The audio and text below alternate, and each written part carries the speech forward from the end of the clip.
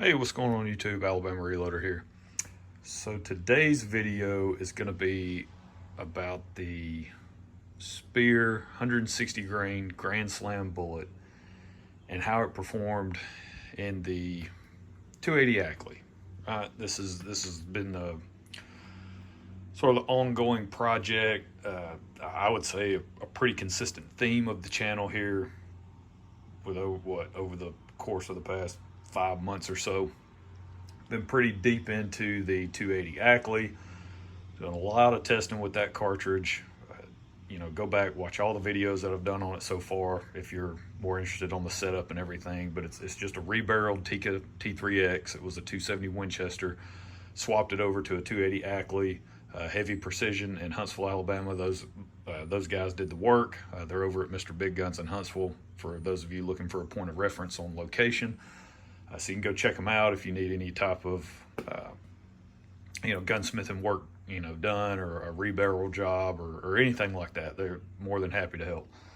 But they did a great job, and so far we have really identified some pretty awesome combinations, right? That have performed really, really well out of that setup so far. Oh, and before we go too far, shout out to the folks that have reached out.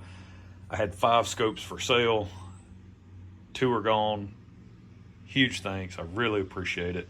The Hawk and the Discovery Optics. Those 2 scopes are gone. These are the 3 that I have left. So really appreciate that, guys. It helps out a ton, right? Got other stuff, more pressing things or projects that I want to try to tackle. And just a regular guy, right, with a regular job. So takes paycheck money to try to make stuff happen. And so the fact that I get a couple of these gone, it really helps out. So I appreciate that. But this is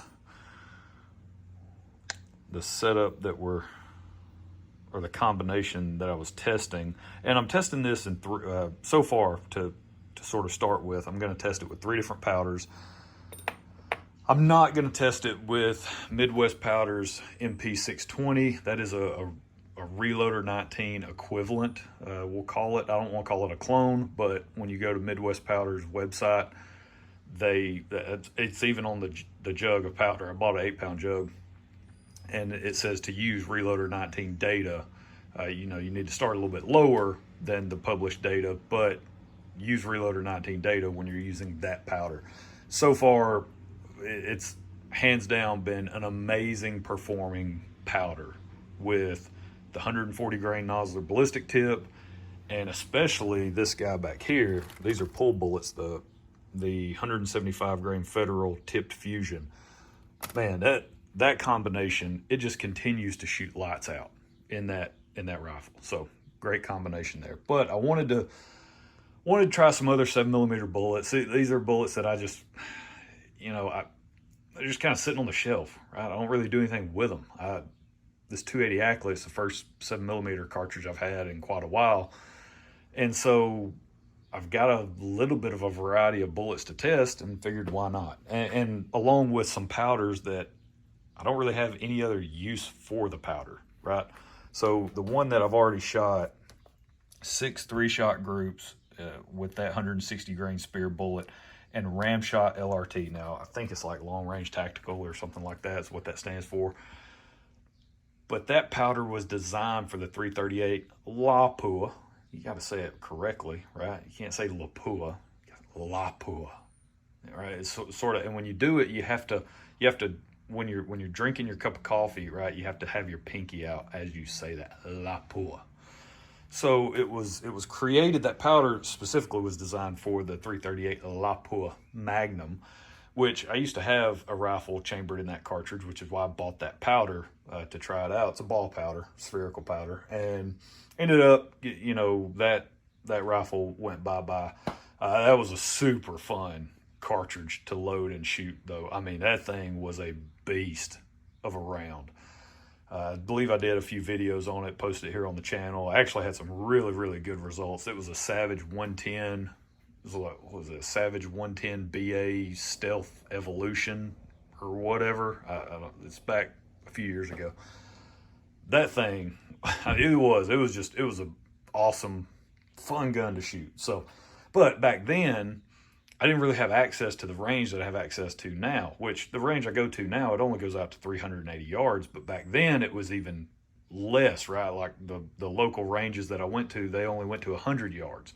So I'm shooting a 338 Lapua mag at 100 yards. That's kind of like womp womp, you know. It's not a lot of fun. Ended up getting rid of it, but I still had the powder, right? And not even a full pound. So I was kind of looking through bullets that I have and some powders that would work in 280 Ackley. Might not be the best choice for the 280 Ackley, but there's low data available for it, for the bullet weight, you know, with that powder. And this way I can just kind of burn through some powder that I don't really have a use case for. So that's really what this sort of loading session was all about. I think some people get it confused when they watch my channel. I think they're under the impression that I'm maybe actually trying to find the best load possible with every single bullet and powder combination that I test, or every project that I put up on the channel. And that's, gotta be honest with you, it's not really the case. For the most part, I just like to try a whole bunch of different combinations of stuff. That's really it, right? Like, I've got a couple of guns that I have completely dialed in and repeatable, just absolutely insanely good performing hand loads. And I just put those off in the closet and load up about 50 rounds, put them in a box, and never touch it again, right? Like my 30 Thompson Center is one of them. It just sits in the closet. It's got a couple of absolutely dynamite hunting loads already worked up for it. So that gun can sit in the closet. The rest of them, yeah, they just get random combinations thrown at them like this, right? So you can see, I was checking, the touch point is 3.270. Now, if you go and look at the Speer manual, their recommended overall length, they don't have 280 Ackley data. That's the problem. They have 280 Remington data, or 7mm Express data, and they show 3.265 inches on the overall length. Now, my touch point was 3.270, right? So I wanted to back off by, 20 thousandths from that number. So I'm at 3.250. So on all of this data that I'm using, I actually started kind of low in the charge weight range, just because, Speer doesn't have data for the 280 Ackley improved, and I'm already having to seat it shorter. Just kind of all of that playing together. I didn't really want to run the risk of hitting high pressures in the sort of this first go around, right? So we can safely work our way up to pressure, and then identify that and go, okay, now we know we can't exceed XYZ charge weight. But I've got three groups loaded up, or three sets of test groups loaded up here, and I went with Accurate 4064. Again, another powder that I don't even have a full pound of. I don't have a whole lot of that powder left, even after loading up just, was it 15, actually 16 rounds. So I did, so the first group actually has 4 shots, because it's just an extra velocity.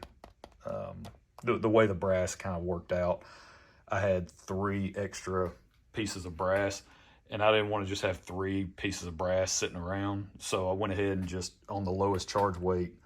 So like this is the 48 grains of Accurate 4064.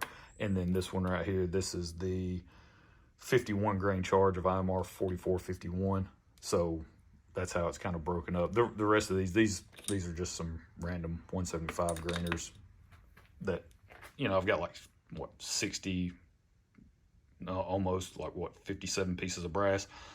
And I don't want to stick them in another bleacher block, so just kind of stacked them in there with them. But you can see the velocity that I got with Ramshot LRT, pretty slow for 160 grain bullet out of a 280 Ackley. You can see the velocity numbers were just kind of a little bit wonky, especially the 64.5 grain charge. Oh, that's actually 2686.7. I forgot to write the other 6. But yeah, check out that gnarly SD of almost 40. That was great. So yeah, I mean, velocity wise, and didn't have any pressure issues. If this is a powder that I actually want to try to explore a little bit further with this combination or with this bullet, I'm definitely going to push beyond. I think we would be okay. Let's see, LRT. The data that I could find, it showed 67 grains as the max charge with just 160 grain bullet, right? Not the Speer Grand Slam. So that's why I wanted, again, seating it shorter than what the manual recommends on a regular 280 load. So I was having to seat it shorter already, and then it's not 160 grain Grand Slam data that I'm using. It's just 160 grain jacketed bullet. So wanted to start low, work my way up. As you see, we got like 2.5 more grains we could go. So yeah, probably won't go that high. You know, we're already at almost 2,700 feet per second. So I think 160 grain bullet, we get it up 28, we're fine. Life is good, right? No need to push it too hard. But so velocity was just meh. Nothing too crazy. The results on target were a whole lot of meh as well, right? This is the first group, so this is 62 grains. It's a 4-shot group. Again, just that 4th shot, like I was explaining, with the extra round. So 1, 2, 3, 4, right? And I aimed at this target simply because I didn't know where the point of impact was going to be, right? Switching over from testing other bullets and all that, I didn't know where the point of impact was going to be with this projectile. So just wanted to give myself plenty of clearance on the horizontal. And then, so that was 62. Once I saw sort of point of impact, I shifted over. This is 62.5, 1, 2, 3. That's extremely ugly. And then this is 63.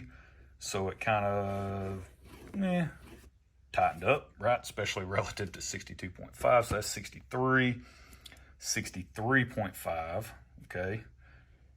64 is right here. So 1, 2, 3. This is some other stuff, right? So don't pay attention to that. But 1, 2, 3. So not bad. I was like, okay, maybe moving further up in charge weight, the higher we go, maybe this thing's going to start to really tighten up, and it did not. Womp womp. Right, that's 64.5. It opened back up. But like I said, we've got plenty of room to run higher, and I think that's what I'm going to do. Again, I'm really just kind of, to be honest with you, I'm pushing this brass just to see how many firings I can get out of it. I'm up to 376 shots on this rifle so far, down the barrel.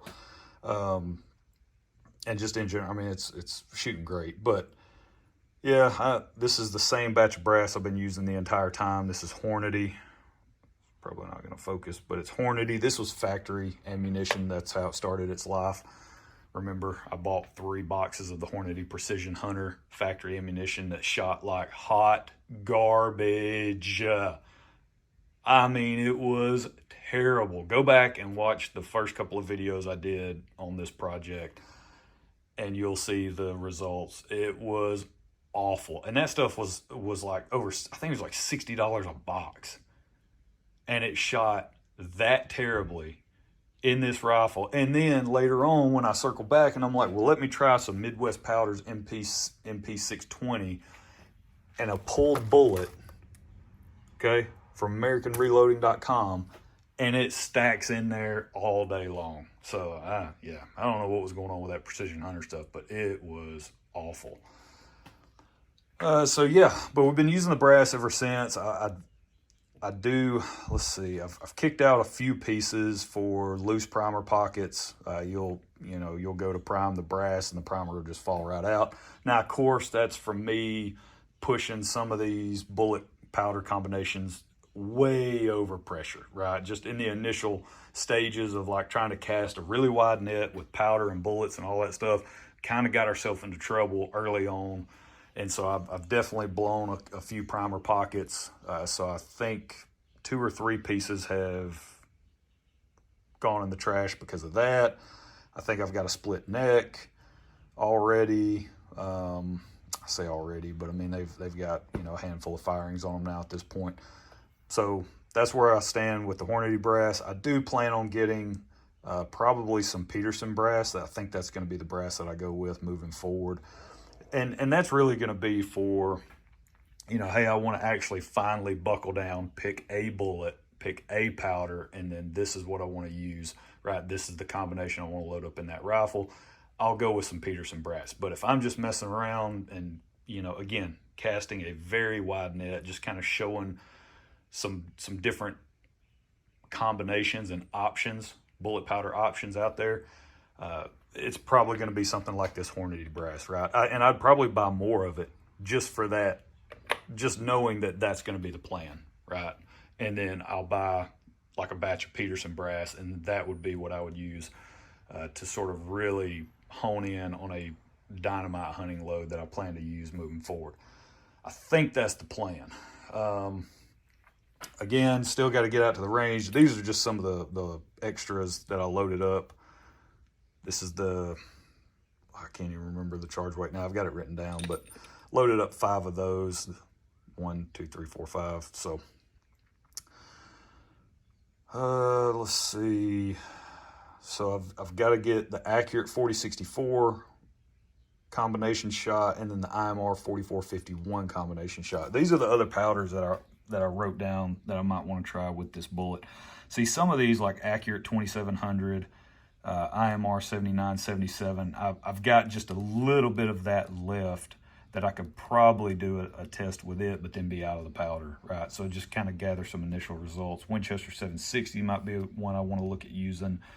These are just powders that I have that I wouldn't mind using up because I don't really use them in anything else, right? So let's see, H4831, Reloader 19. I do have some actual Reloader 19, but I have a ton of the MP620. I have a lot of that left. So, but I actually do have a little bit of Reloader 19 that I might try to use up.